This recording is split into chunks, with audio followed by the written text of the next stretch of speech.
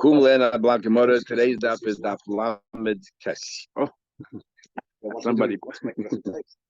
So we're following Chanukah all the time. A few days we started learning the sugya daf Lamed Vav, which is 36 candles, which is on Friday, which is the first day of Chanukah. And as somebody pointed out, Lamed Tes is the beginning of Latkes. So there it goes. Punch o'clock didn't make it here. We are up to the Mishnah on daf Lamed Tes Amud Aleph. Okay.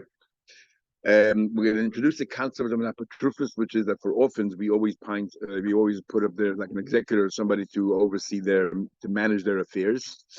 And the question is the responsibility that this overseer has, the responsibility that orphans have for their animals or they run amok.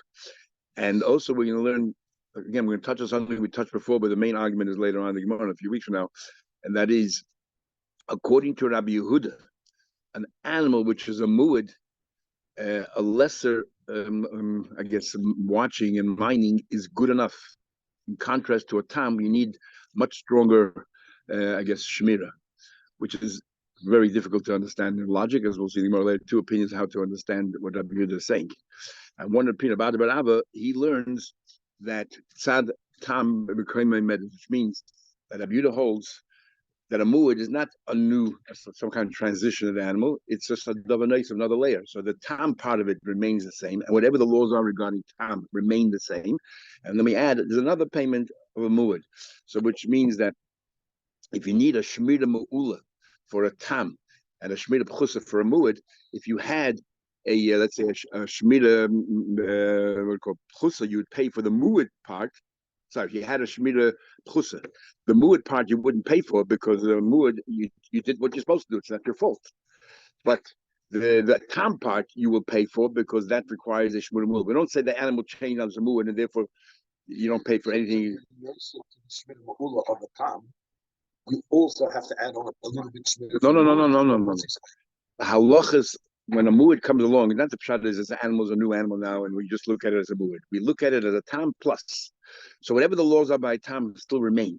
So the law by tam is you have to have a very strong shmira. So if you did not have a very strong shmira, then you're responsible for tam.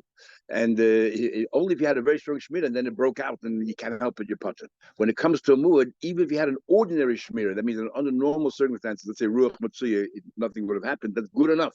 And if it breaks out, then I'm potter.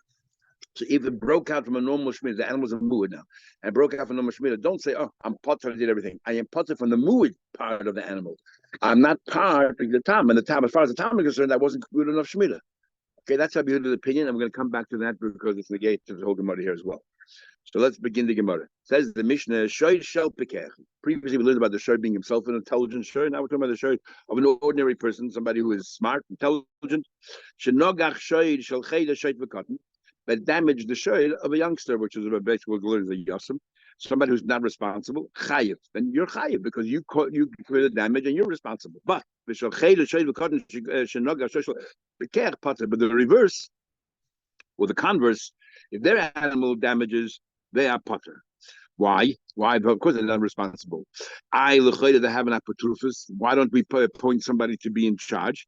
Because we do, as we'll see in the Gemara, our Mishnah holds you don't appoint an apotrophos when it comes to collect from the animal itself. Remember, a tam, you collect megufa. If the animal of the tam is worth sachakal $100 and the damage you did was $500, you will not get a cent more than 100. Half of 500 is 250 because when it comes to a tam, we learned before already that you pay from the animal itself. You pay from the animal itself, and we do not appoint an apotrophos when we pay from the animal itself.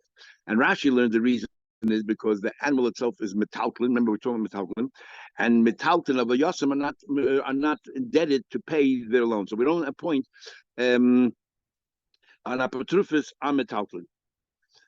And that's what Rashi explains. He brings another pshat from other Rishonim, but Rashi doesn't like, but Taisa brings it as well, and other Rishonim actually learn this way. And that is that paying half a nezik is a knas, and you say, don't pay knasim. And that's why you don't appoint an apotrophos for a tam, because the Shayman don't pay knasim at all. And Rashi doesn't like it for certain reasons, basically more later, and Taisa doesn't like it either. Taisa says simply the reason why we don't make a tam is since the Torah was very makel by tam, by an ordinary person, really you should pay the full nezik. but you're only paying half a nezek because we're being lenient. So we're going to be lenient by Yisayim even a step further that, you know what, they don't have to pay. We're not going to set up an apatrufus. Okay. What happens if the shoyre of the chayre did gore? Bezin mamid apatrufus. This is contradictory. You just said a minute ago that the potter we don't set up. Now you tell me they have an apatrufus. We're not going to answer to deal with it straight away. The purpose of that apatrufus, we're going to see, is to establish that this animal is a muad, and the moment it comes a muad, we get paid from the assets of the family, and they be set up an apatrufus. So the purpose of setting up apatrufus is to be able to establish the animal is a muad, because the pasuk says, "Well, who would be balav?" You need someone to talk to. Chesed got someone to talk to there. So therefore, you set up a apatrufus, not that he should pay, but they should establish the muad. And once the animal is a muad, then we don't get paid from the animal itself, which is metaltlin. We're not learned before. We get paid from the assets, from karka. And you say, now what happened is pakeach hachedesh. This is the end of the Mishnah. Or nishtafa hashayta. The chedesh became intelligent. Suddenly he was able to open up. He's able to hear again and talk again. Nishtafa hashayta became intelligent. He grew up. So his animal was a muad, and the apatrufus take care of it. And now you have the child, whoever it is, it became better. It's a new owner. It holds well. It's a new owner. It's transition. You spoke about if you sell an animal, what happens? There's a new owner here, and chazal tamusa goes right back to where it was. And Rabbi Yezi says, ownership doesn't change at all the status of the animal. The animal's a mulah, irrespective of who the owner is. And Rabbi says, no, it makes a difference. And the way that I'm learning maybe later is that here is a little bit different than the machlekes is not lavdafke about changing ownership, because that in itself is a question. Now, Patrufus is there to represent the child. Is that really called a transfer of ownership when it moves from the transfers from the Patrufus's control to the child's control? Is that really considered a change of ownership? So that's more narrowing down this argument. Shoy each din, what about like a bull that has bullfights and constantly is trained to gore? You know, one of these bulls in Spain, the matadors. Not if you train him to become a fighter, then you're a potter. Yeah. The bilim is potter from paying any damages. You made a public danger. You made wild animal, but the tax. I guess if someone in case if you put the animal out in the street, then someone in a case where broke out, whoever it is. Well, attack dog, a guard dog. Okay, well these these bullfighter, whatever they're called. Say about Hogu Bakash. Amri, you started saying you're saying that you potter why Alma anyone made a bit of time league.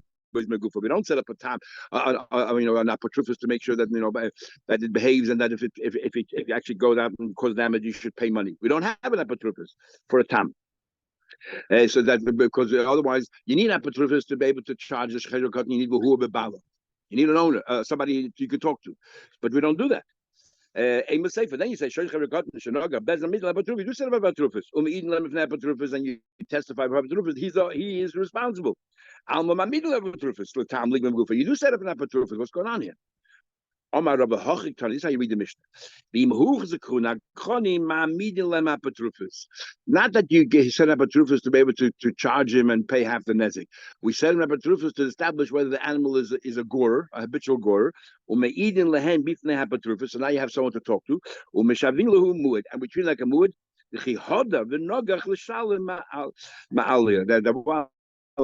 That in the future, if it causes damage, then it pays from the asset because it's a real muad. It's a muad. Traces points out, even though it sounds for Rashi that you're pointing up Patrufus, and as soon as we decide that in the next time the animal gores, you already pay. In other words, it gored a number of times under the watch of the Chesed cotton. We bring in an Patrufus, and as soon as he gores again, you pay. So it can't be. We need 3 times under that Patrufus to establish mood. No, once we see that this animal gored a few times, we're concerned. People are concerned. So then we bring in that Patrufus. You warn 3 times, still only a tam, and that Patrufus and pays. The 4th time becomes a mood. So you want Maliyah man? Who pays actually? Who pays? It's the Yisraelim's assets that they pay. And Maliyah says from who? From that Patrufus's assets, we take the money. Which is hard to understand. Okay, it's his fault, his responsibility. But if he is going to pay, why would you ever be an apatrufus? He's risking everything for no gain. Rabbi Yechon actually say that he take it directly from the Yisraelim. Having more erichin, you do not collect from Nichsei Yisraelim Elim Kein Ribus Sechelzben. We don't take from Yerushalayim, wait till they grow up, unless it's every day that they're not paying, it's costing them money because the interest compounds. Okay, then we try to spare them. Otherwise, we don't. And Rabbi Yechon adds, another instance of Rabbi Yechon is, if let's say you have to pay the ksuba the wife, Kozman, you don't pay the ksuba, you have to feed her every day. That costs money. If it costs the Yisraelim money, if it's to their benefit to pay now, to avoid paying, these installments, okay, it makes sense. So Rabbi Yechon himself says, otherwise you cannot collect Yisraelim. How can you pass over here by a mazik that you go collect Yisraelim? Think about you right? Eifuch, we'll swap it around. You go to that Petrufus estate, and Rabbi Yechon from the Yisraelim. Omar Rabba says Rabba. What? B'shum the kasha Rabbi Yechon, but you got a problem with Rabbi Yechon, so you decide to swap it around. And what you do, Mishavid Rabbi Yesi bar Chanina Toya. So you treat Rabbi Chanina that he's making a mistake. Because if whoever says that you collect from the Yisraelim is making a mistake. The fact is you don't collect the Yisraelim unless it's costing them money by not collecting. But Rabbi Yesi bar Chanina Dainu, he was a Chadayin. And he goes into the depths of halacha. And now you tell me he's going to paskin. The Rosh actually says that the halacha is like Rabbi Yechon, because Rabbi Yesi b'Chanina.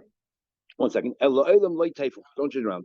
Umazik, don't change around. Rabbi Yechon says you go to Rabbi Petrufus. Rabbi Yechon says you go to the same. Rabbi Yechon says you don't collect from your same unless it's a chelzben or bezayna or psula. Shine mazik, shiny mazik is different.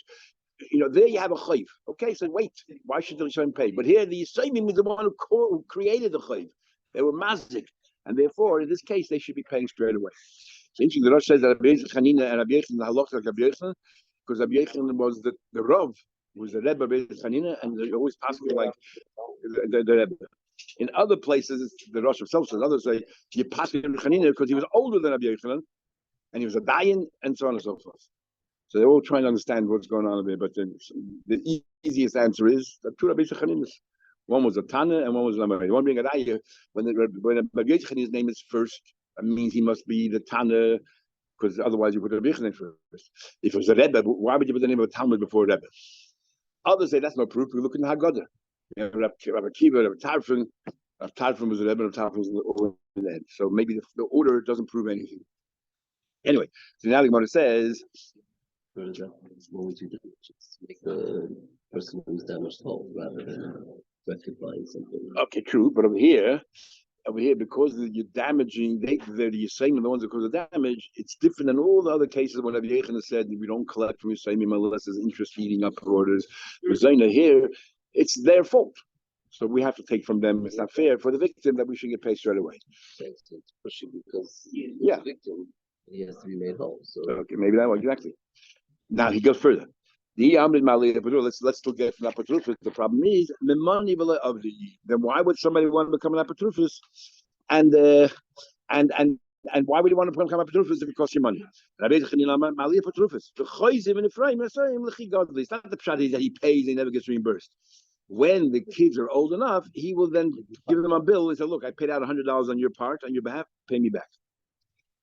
Okay, sorry. So being my plague is showing him here.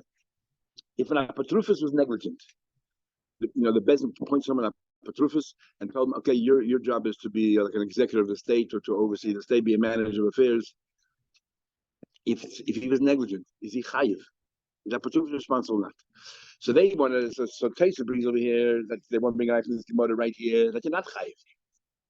That you're not chayiv at all, because. Apatrufus then will walk away. What you're going to make me chayiv?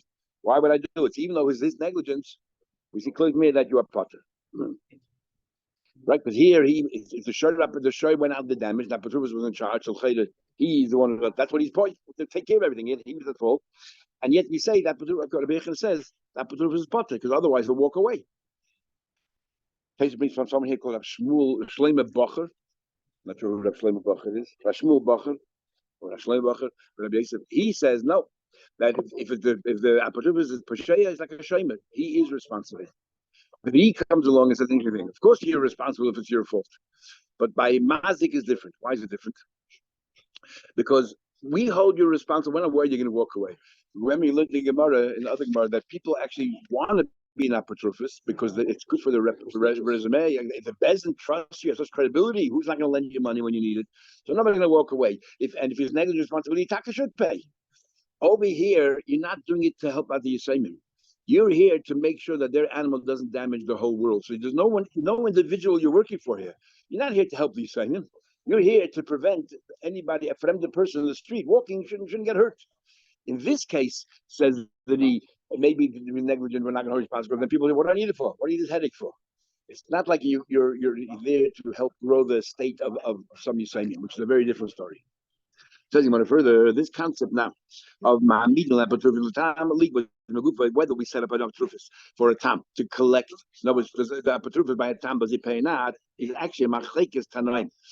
Even though our Mishnah says we do not set up an apatrufus to collect from the tam, and when our Mishnah said you do have an apatrufus, it's merely to establish that the animal is a muad, but you don't pay along the way until the animal becomes a muad. And the Rashi's reason was because it's metalton. When you get paid from the animal itself, it's metalton, and we don't collect the metalton. You say, not everyone agrees to that. It's machlekes that those who say that apatrufus you will set up, and if the animal causes damage, you will pay half of the damages. How do I know that? The Tanya, but I say, Shorishin is Harsha Baila, but show that the owner became deaf and dumb. Only start the Baila became a shaiter. So Holcha Baila is the animal. The owner went overseas. He adds a new variable there. The owner went overseas. Yehuda ben Akusa Omer Sumchus. Omer Sumchus. Yehuda ben Akusa says the name of Sumchus. Harei hu betamusay. It remains a tam until you turn it into mur. Now, what exactly means with these words? It remains a tam. We'll see in a minute. And the Chachamim say that the Chacham say you set up an apatrufus, and you testify before the apatrufus. So it sounds like the Chacham say you don't. The apatrufus are not here to pay; they're only here to establish the animals a muad. So what does Sumcha say? What is Sumcha saying? What's the argument there? We'll see in a minute. Then he says in his pakeach hachelish nishtafa sheikh higil hakotten or bo ba'alaziyam, they all became better. Then Yehuda ben Akusa of Sumchis chazel tamusay. It goes back to the tam. In other words, if it became a muad, then now that that these kids, it's transferred back from the ownership of the apatrufus back to the ownership of the real owner. It starts, so it recalibrates. Starts again. You're a tam. So the same sumchas that before said remains a tam. We're not sure what that means exactly. It remains a tam. Now saying that it could become a muad and reverts back to tam. So we try to understand what sumchas was saying before remains a tam. Abiyezi says, Harehu b'cheskasa. Abiyezi says there's no shinur d'shus. The apatrufus works on behalf of the children, or he doesn't believe the whole concept of shinur d'shus. The animal stays the same. The animal itself was a muad. Now, let's understand. Amru, my harei b'tamusa gamar cheskasa. Amru, they said, what in the world? But my harehu b'tamusa the gamar sumchas. What do you mean with those words in the beginning of the Braisa? Harehu b'tamusa. He never turns into muad. Is that what he means? It always remains a tam. Can't be, because the next part of the Braisa says that if the owner grew up, it reverts back to tam. Reverts back means it was a muad. But he become a muad. So what do you mean hareyu b'tamusa? Elamai hareyu tamusa. You know what it means? Hareyu b'tamusa. It stays whole. In other words, remember, tam you get paid from the animal itself. So the animal is worth $100, and if you're a tam, you pay $50 from the animal. What's the animal left now? Only $50. But he's saying hareyu b'tamusa means it remains a $100 animal, which means what he's saying, you don't pay. That while the animal is under a apatrufus, you don't pay a cent. Sorry? No, but no, then you don't pay at all because the metalton and the yisrael are not mechuyev to pay. The loy mechasinile, you don't take a cent off the animal. Alma, what do we see from here? Now, what do they hold? That we do not only you don't pay, you don't set up an apatrufus to pay. So what do the Chacham say? The Chacham argue they're saying the same thing, that you only set up apatrufus to establish a muad. That's what that's what the Sumcha says. The Chachamim and the Chachamim come along and say ma'amidin le'apatrufus. What does it mean when they say ma'amidin? If it's only to establish that it's a muad, Sumcha said exactly the same thing. Or Yehuda ben Akusa, the name of Sumcha, said exactly the same thing. That we're setting up an apatrufus merely to establish a muad. Must be when we eat that what Must be the Chacham hold that they actually pay as well. The Apatrufus role is to make that if you have an Apatrufus and the animal causes damage, you pay your tam money as well.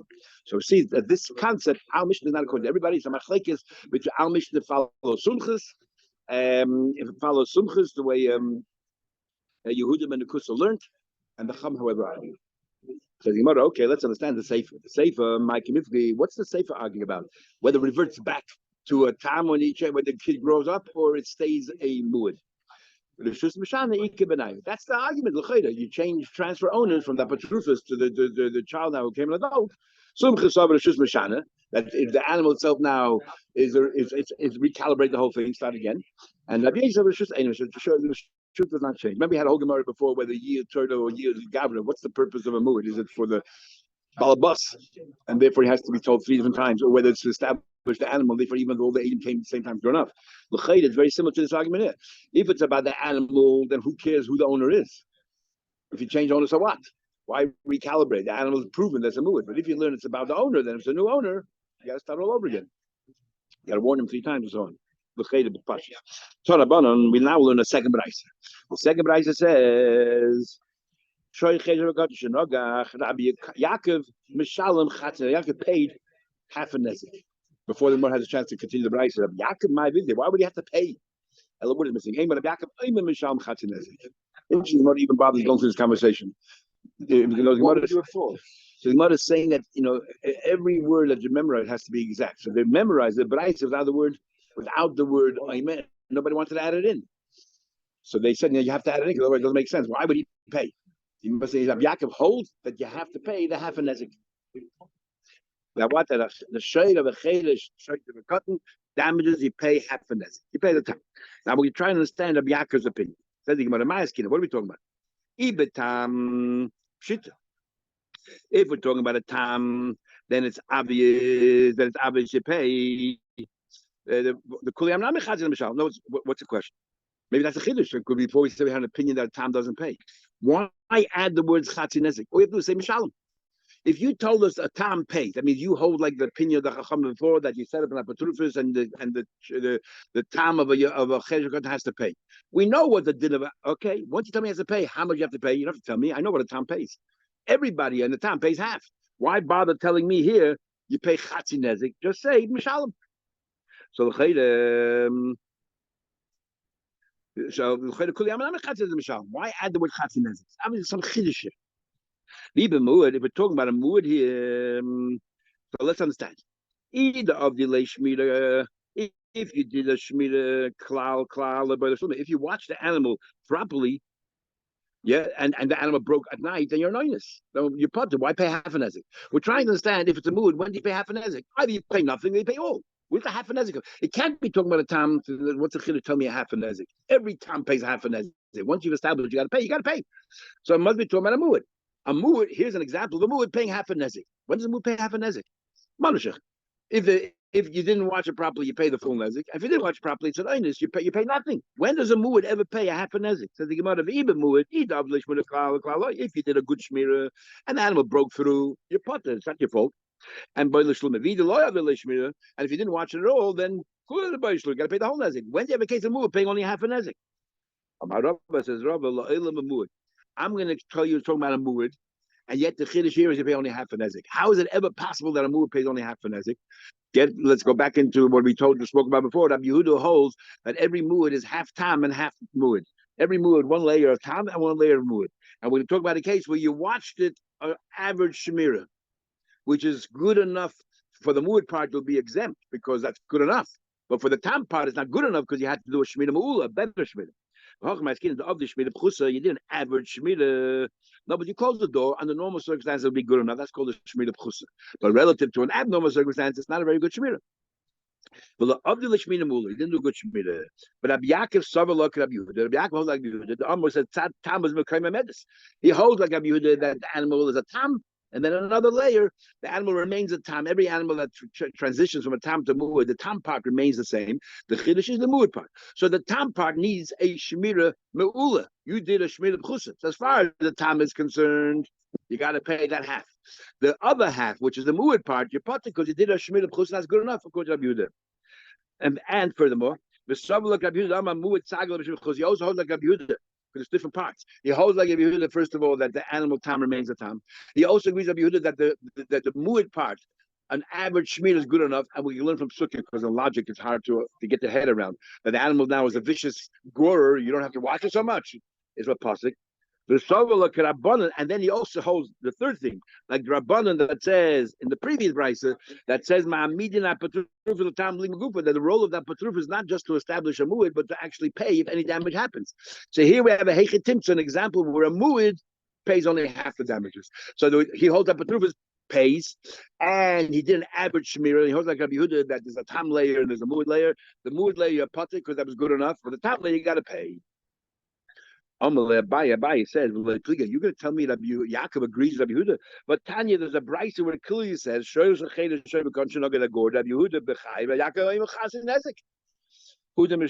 there's some argument there.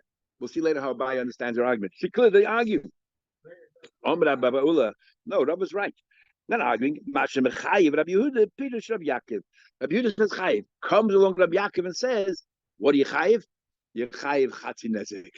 Because, he did a shmira, the whole book we just had. Like Rabbi learned. Says Gemara, or Abaye, okay, Abaye said they are arguing. The my pligi, so what are they arguing about? What's the machlekes of Yaakov and Rabbi Yehuda? Rabbi Yehuda says you pay, which means what's going on here? Oh, my skin. You know what this case is? Abaye will learn. The muad, the loy notzer klal. He didn't watch it at all.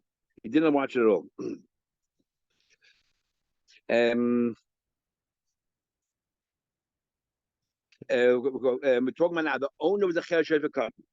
So therefore, like this, Rabbi Yehuda says the tam remains a tam, and then you add a layer of muad. The tam part you get paid from the animal itself, but a cher shevekot doesn't pay from the animal itself, like Rashi said before, because the animal is metaltal, you don't collect. Where will you collect? From the muad part, because that you get from the assets, from the karka. So Rabbi Yehuda therefore says the animal of a cher you didn't watch it all, where you have to pay the full amount, but because the owner is cher the tam part of it you don't pay, you only pay the muad part of it. That's half an ezin. Rabbi Yaakov, didn't watch it all. And Rabbi Yaakov, why does he hold you pay half? Rabbi Yaakov, Rabbi Yehuda. Rabbi Yaakov. Why does Rabbi Yaakov hold you pay half? Rabbi Yaakov holds like Rabbi Yehuda b'chada upol agree and argue with him. Rabbi Yehuda he agrees with Rabbi Yehuda. Rabbi Yehuda holds tzad tamud b'mekayim medis. That part he agrees with. The tam remains a tam. So you have half the animal. The tam part belongs to chelik sheiv v'katan, and the muad part is you collect from the assets. And this is where he argues. Rabbi Yehuda holds that you don't pay because you don't set up an apatrufus. Rabbi Yehuda holds you set up a.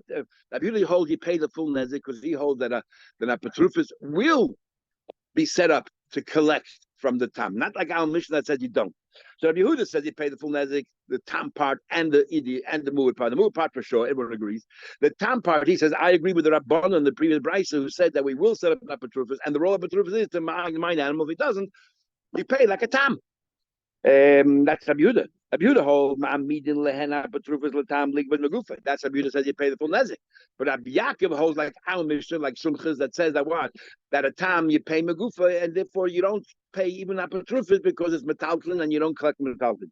Rabbi Yaakov said, but ein ma'amidin v'loy mishal. Therefore you don't pay the tam part, but what do you pay? Palgud the muad. Rabbi Achabar Rabina, Rabbi Achabar said Rabina, bishlei melabaya. My father. This is Abaye's son. According to Abaye, the Amr says, please shopper.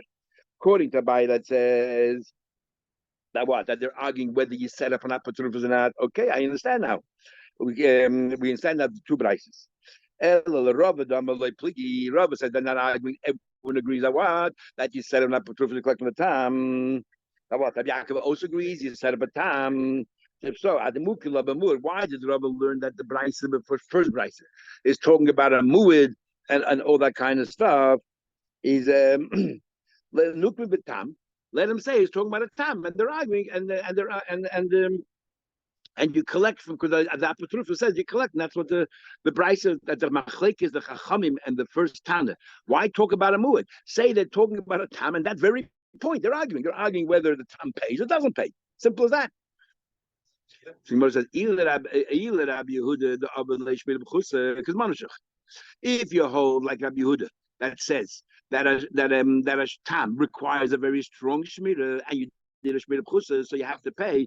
So then you pay, and you hold that Apotropos is there to establish. They not only establish a move but to pay. So that's why you hold that you pay. And Rabbi Lezer ben Yaakov, and if Rabbi Lezer ben Yaakov who says that a tam is good enough with a smaller shmira, because you had a regular shmira, you had no anticipation the animals are going to go pay. So when there's a case of a tam paying, in a case of the shmira klal, you do shmira klal, so there's a payment, and the machlekes is, do we set up an Apotropos to make you tam pay or not? The Tana of Yaakov says, Echad tam bechamur, just from shmira b'chusa. Yaakov holds even a tam, which is the normal way of understanding it, as long as you have a normal gate, a normal fence, and an animal breaks through your putter, you did the normal watching. You don't have to do anything special for a tam. And you come to teach you that Yaakov, the Mamid, and that's the machlekes. Yaakov holds that a tam goes ahead and collects. Why talk about a mood? Amalei, you said you're right. But he wants to teach you two things. The time he wants to teach you both things. That Apotropos says in a muad, and the idea that when you have a muad, it's still a tam plus another layer. He wants to teach you two things that Yaakov holds. Not just if we learn your way, the only thing we know is that Yaakov holds that you set up an Apotropos to collect money. And we're talking about a tam. I want to learn a second thing from here is that even in the case of a muad, half the animal is a tam and half the muad. Ravina says, Ravina goes back to the beginning. He says, you know what Machlek Rabbi Yaakov and Rabbi Yehuda has nothing to do with any of this. They're arguing that Rishus Mishana Ike Benayu. They're arguing if there's a transition of owners, do you recalibrate or not? Exactly. You're going to have a muad, then it's pakeach. There was a muad, and the owner now became well. Chedesh, the chedesh, when Ishtafa Shaita, Vihigla Cotton, Rabbi Yehuda Savar, Harei Becheskasi. It's still a muad. That's what he means when he says a muad. Means it's still what original state, because we don't recalibrate. The animal itself is a muad. Who cares if the owner is? Yaakov Savar Rishus Mishana, new owner, new beginning.